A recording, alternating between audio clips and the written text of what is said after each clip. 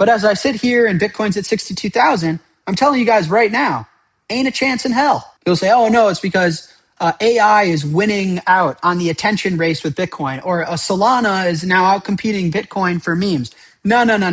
You're overcomplicating it. None of that is true. It's all a game of liquidity. It's all like, look at King Dollar. Dollar strengthens, bond yields up, everyone has to sell things, raise cash.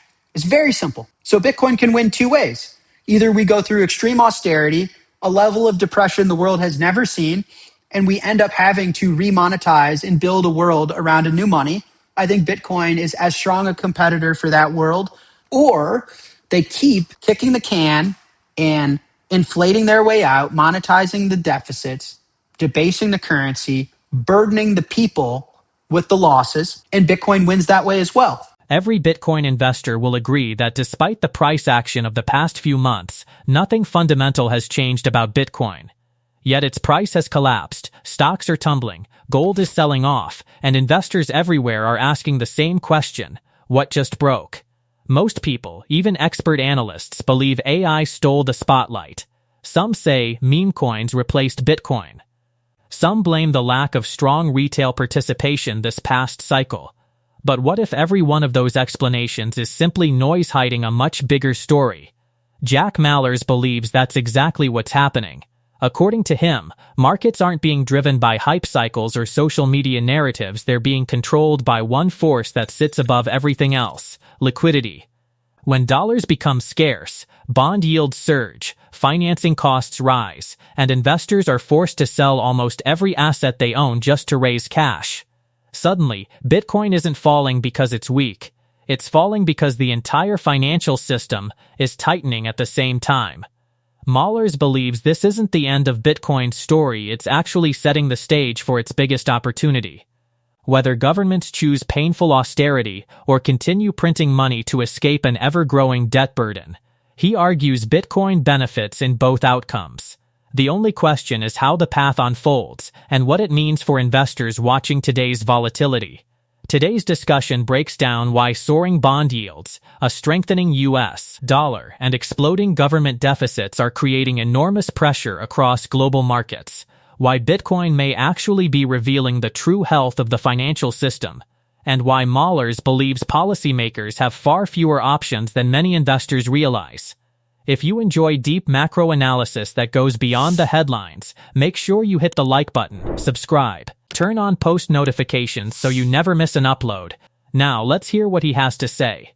Trump taking over the strait and AI potentially taking your job, how is that impacting financial markets? Well, there's a very obvious direction here. So one, yields. This is bond yields, is number go up, yields addition. And it's not just in the U.S. So right here, we're looking at the U.S. 10-year, the U.S. 30-year, the U.S. 2-year, the Japanese 10-year, the Japanese 30-year. Everything is up and to the right. And just to remind you guys, bond math, when yields go up, that means bonds go down. So there's an inverse relationship there. The less demand there are for bonds, the higher effective yield people are asking to need to own them, to need to lend to the government. And why would yields be going up? Well, there are lots of reasons. Obviously, if you think inflation is going to rise, you need to demand higher yields for lending money to a sovereign nation. Because why would I lend money to the United States and get paid 4% when I know that my food and my housing and my travel is getting 5% more expensive? That would be real rates negative. I'd be getting 4% yield, but everything around me is getting more expensive than I'm getting paid. That's stupid. I'd have to be an idiot. And so inflation expectations, conflict. Now, what else are we seeing? Well, is the United States slowing down their spending? Someone that is having challenging time making money, challenging time bringing in revenue or income, maybe they got laid off from their job. Well, the rational thing to do and what you would want the free market to enforce is to slow their spending down. Hey, maybe you shouldn't be ordering the Uber Blacks. Hey, maybe you shouldn't be flying first class. Hey, maybe it's time to rein it in, get on top of your finances. Maybe you should stop hiring. Maybe you should shut down your R&D department for the time being. But what is the U.S. doing? Well, the spending is getting increasingly out of control. And this goes back into the nothing stops this train and fiscal dominance, where the United States both can't keep spending like this because it's destructive to the currency because eventually there's so much inflation, they have to monetize these deficits. But they also can't not spend like this at all because it'll result in a sovereign debt crisis. And so it's a which way Western man? Both ways you lose. Heads you lose, tails you lose. And so anyway, the tweet reads, the first 9 months of the full year 2026 produced a deficit of $1.37 trillion. That is more than the same period last fiscal year. The deficit and debt are only going up. So we're on pace to run an almost $3 trillion deficit. And by the way, Trump is now wanting to grow the defense budget by 50%. Like the spending is only going to go up. So again, what is this doing to markets? Yields are going up, which means bonds are going down. What else is going up? The dollar, mighty king dollar is going up. And we've talked about recently on the show, this is critically important because not only is it the world reserve currency, but it's what everyone owes in regards to debt.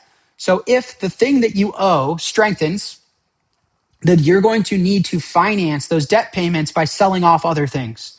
If the dollar is getting materially stronger, you're like, shoot, in order to meet my debt obligations, I got to sell some bonds. I got to sell some stocks. I got to sell some stuff, some Bitcoin, some gold. So does it surprise me that bond yields are up, which means bonds are down? No, it's a combination of inflation expectations and the dollar strengthening. Well, let's check in on the gold rock. Even the analog rock can't handle this form of pain. So you would assume war. You would assume conflict. You would assume commodity inflation, energy crisis. You would assume that this is good for gold. Well, gold touched below 4,000 an ounce briefly. It's crushing gold. And so same thing with Bitcoin. Let's take a look at how the almighty dollar is striking the hearts of retail. SpaceX traded at an all-time low today. Now, that's fairly misleading because it's only been trading for like a month, so I'm not talking shit. But SpaceX falls to the lowest closing price in history and has now lost nearly $1.2 trillion in value from its all-time high. And this is something that I've been saying on this show repeatedly as well. There's not enough liquidity in the system to support everything. You need an ever-flowing amount of credit and dollars to kick the can and keep the Ponzi going. How do I know this? Well, Bitcoin's been telling us this for quite some time, since October. It's told us there's not enough liquidity to keep the train going. We're going to need money printing. We're going to need credit expansion. We're going to need something, or else everything will reach its inevitable fate, meaning there's been more money borrowed from our future than growth in productivity we have produced to pay it back. It's really as simple as that. Misallocation of capital. For example, I think we spent $9 trillion on the Iraq war in the Middle East. What do we have to show for that? What growth in productivity did we produce to show for that? Now, I'm not saying it wasn't morally correct or incorrect. I'm not being political. I'm speaking from a place of economics. You borrowed $9 trillion from our future. We have nothing to show for it economically.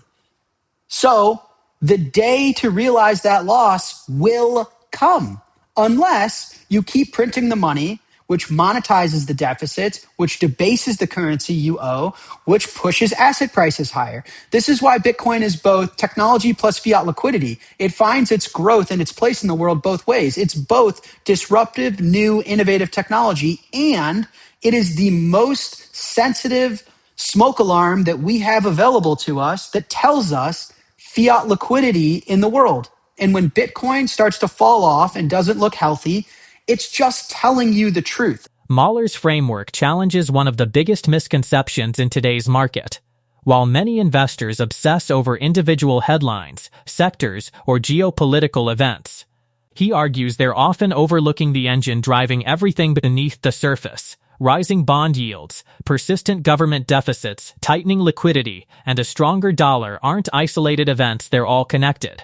And when liquidity dries up, virtually every asset begins competing for the same scarce pool of capital. That naturally leads to the biggest question facing Bitcoin investors today. If liquidity is the real driver, what ultimately happens next?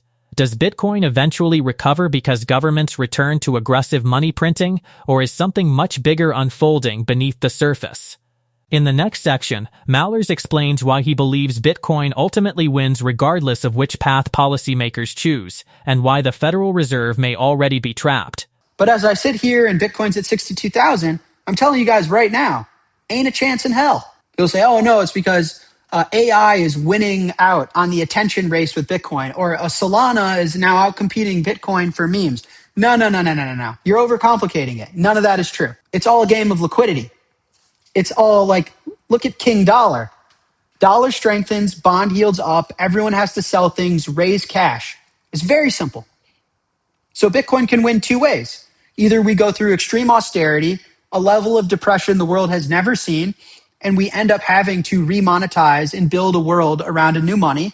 I think Bitcoin is as strong a competitor for that world as I'm aware of. It's the best money mankind has ever conceived. Or they keep kicking the can and inflating their way out, monetizing the deficits, debasing the currency, burdening the people with the losses. And Bitcoin wins that way as well, because it will continue to outperform anything because nothing is more scarce. I mean, if I go back to this mighty dollar, this caught my eye as well. I mean, look at the dollar's performance over the last 5 years. It's up almost 10%. And people say, well, Bitcoin's 5-year CAGR, like Bitcoin's relatively flat over 5 years. Yeah, because we haven't had a real bull run since the COVID money printing bonanza. The dollar's been relatively strong over those 5 years. Now, let's get into the obvious question that you guys probably have, which is, well, can the dollar keep being strong? What if the dollar is strong forever? You know, I've said, what's the biggest threat to Bitcoin? I'll tell you the biggest threat to Bitcoin is if governments never print another dollar again. And they also let you do whatever you want with your money. You're a free person. You have free will. We believe in free markets. We don't believe in telling people what to do, telling them what they can and can't take, and we're never going to print another dollar. Now, Bitcoin would still win because, you know, we still need dollars can't transmit themselves over a communication channel like the internet. They can't physically settle. So Bitcoin would still win, but it would take longer. That's the biggest threat. That's what would slow Bitcoin adoption down if governments were responsible and central banks were reasonable. Anyways, so the question is, well, you know, can they keep doing this? How long is this bear market going to last? And to be clear, I have no idea. Not on here to make predictions. I'm on here to try and make sense of the world, come up with fun ideas. It's one of my favorite things to do is have clever insights, whether they're right or not. Time will tell. But I kind of brought this up on, I think it was 2 episodes ago, maybe. But Luke tweeted this out today, so just want to resurface it. The Fed is trapped. So the question is, can the dollar remain this strong? The answer is no. So Luke tweets, we want to talk right down to earth in a language that everyone here can easily understand. So here's the thread in 2 charts. Warsh and Besant, so Warsh, the chairman of the Federal Reserve, Besant, the U.S. Treasury Secretary, they have 2 choices. One is to be dovish. Dovish means lower interest rates, easy money, easier monetary policy. That is bullish for Bitcoin and assets because that is monetizing the deficits, printing money. It is inflationary. It is credit positive, yada, yada, yada, yada, yada. Okay. Being dovish means you do not blow up the U.S. and Western fiscal and debt position. The second option they have is to be hawkish, which is tightening monetary policy. This is where we talked about raising rates, restricting the balance sheet, restricting credit conditions. Now, that will blow up the U.S. and Western fiscal and debt position. If you think Warsh and Besant will blow up the U.S.'s own fiscal and debt position, then the so-called debasement trade is over. Our view is that there's 0% they will do that. Thank you for coming to our TED Talk. And let me zoom in on these images here from Luke, and we've reviewed them on a prior show. The point here is in blue, you have U.S. revenues, so, you know, primarily tax receipts. And then in orange, you have total estimated federal budget trends. And if the U.S. is dovish, their revenues will grow in dollar terms. The dollar will get weaker, but in dollar terms, their revenues will grow. And the total federal budget trend will start to taper off.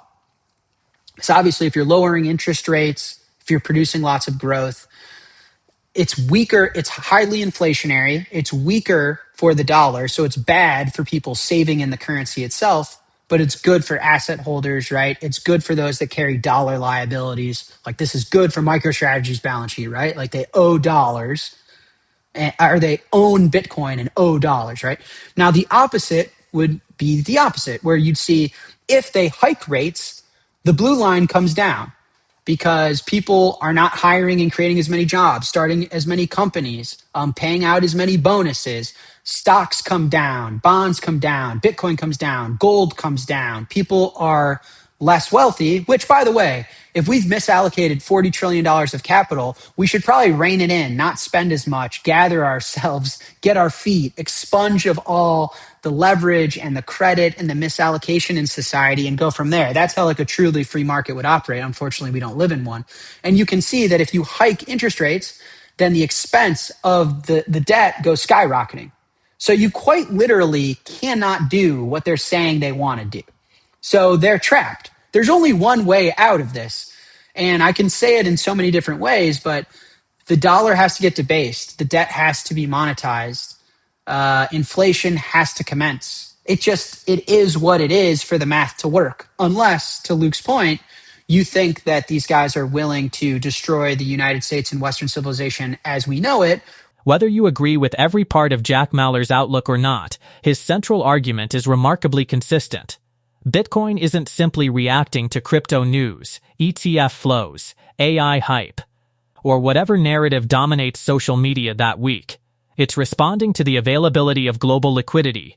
When dollars become scarce and borrowing costs climb, financial conditions tighten everywhere. When liquidity returns, risk assets including Bitcoin have room to breathe again. His broader message is even more significant. Governments around the world have accumulated enormous debt while continuing to expand spending. That leaves policymakers facing increasingly uncomfortable choices. They can tolerate tighter monetary conditions and risk severe economic pain, or they can inject more liquidity into the system, allowing inflation and currency debasement to do part of the work of reducing the debt burden. Mallers argues that neither path is easy, but both ultimately strengthen Bitcoin's long-term investment case. Perhaps the most important takeaway is that understanding Bitcoin increasingly requires understanding macroeconomics.